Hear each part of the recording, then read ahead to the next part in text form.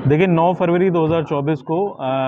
थाना crossing Republic की PRV को सूचना प्राप्त होती है कि अजनारा सोसाइटी क्रॉसिंग रिपब्लिक में एक फ्लैट ऑब्लिक ऑफिस है जिसका गेट खुला हुआ है। इस पे जब पीआरवी पहुंचती है और थाना क्रॉसिंग रिपब्लिक की पुलिस जब पहुंचती है तो वहां पर उस ऑफिस ऑब्लिक फ्लैट में से इनको करीब 12,90,000 रुपये एक बैग में मिलते हैं। उस कैश का कोई क्लेम करने वाला नहीं था उस समय, तो इसलिए तत्काल उसको जीडी में एंट्री करते हुए उसको मालखाने में दर्ज कर लिया गया था, दाखिल कर लिया गया था। इसके पश्चात 18 फरवरी को एक एप्लीकेंट के द्वारा ये सूचना दी जाती है कि ये ऑफिस मेरा है और यहाँ से करीब 22 लाख रुपए और कुछ ज्वेलरी जो है वो चोरी हुई है। तो इस विवेचना के क्रम में, इस एफआईआर रजिस्ट्रेशन के पश्चात विवेचना के क्रम में टीमें गठित की गई। जितने भी सीसीटीवी फुटेज थे वो देखा गया, सीडीआर इत्यादि का जब एनालिसिस किया गया तो घटना इस प्रकार से पाई गई कि जो वादी हैं विकास, उनके यहाँ के ही 2 वर्कर्स जो उनके ड्राइवर ऑब्लिक कुक हैं, अतुल पांडे और अरुण, इनके द्वारा इस ऑफिस की, इस फ्लैट की डुप्लीकेट चाबी बनवाई गई और उसके बाद 2 लोग, बंटी जो कि अतुल पांडे का दामाद है और बंटी का मित्र सुनील, इनके द्वारा ये चोरी की घटना कारित की गई, जो कि सीसीटीवी फुटेज में भी क्लियर है। और उन्होंने अपना आइडेंटिटी छिपाने के लिए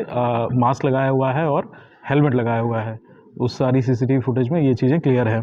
उसके पश्चात चोरी करने के पश्चात इन्होंने पैसे, एक नितिन नाम का इनका एक मित्र है मुरादनगर में, उसके घर पे करीब 1,97,00,000 रुपये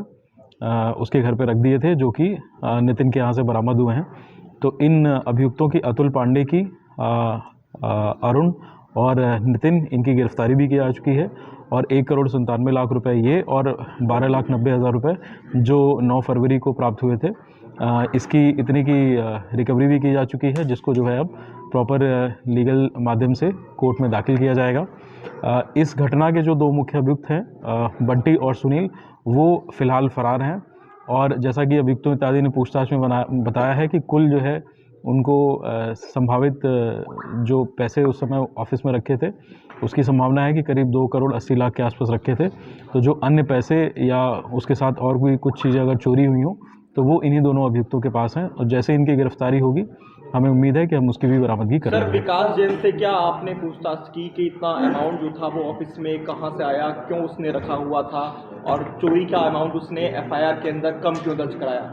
देखिए, उनसे जब बातचीत हुई तो उन्होंने ये बताया कि उनके कारोबार का पैसा है, परंतु इस चीज़ को अभी जस्टिफाई नहीं कर पाए हैं कि इतना जो उन्होंने एप्लीकेशन दिया था उसमें इतना कम अमाउंट करके क्यों दिखाया था। बाकी हम ये सारी जितनी भी रिकवरी हुई है वो हम कोर्ट में दाखिल कर देंगे और अब ये अपने लीगल चैनल के माध्यम से अभी प्रूफ करना उनका काम है कि वो कोर्ट में क्या दस्तावेज प्रस्तुत कर पाते हैं। उन्होंने सर बताया पुलिस को, क्या विकास जैन के खिलाफ भी कार्रवाई की जाएगी? देखिए, जो भी